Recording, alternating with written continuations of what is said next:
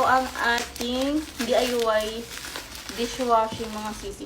Ang bango niya, 0.7 liters. So, ayan guys, meron na tayong ditong 3 liters na tubig. So, ilalagay na natin tong ating DIY dishwashing lemon flavor, guys. So, ihalo lang natin siya dito.